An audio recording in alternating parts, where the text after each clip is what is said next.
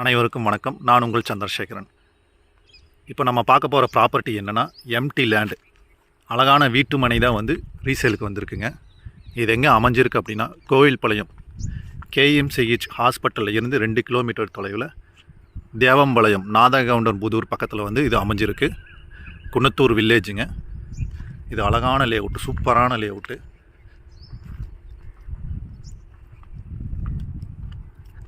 முப்பது அடி தார் சாலை கொண்ட எல்லாமே 30 அடி ரோடுங்க.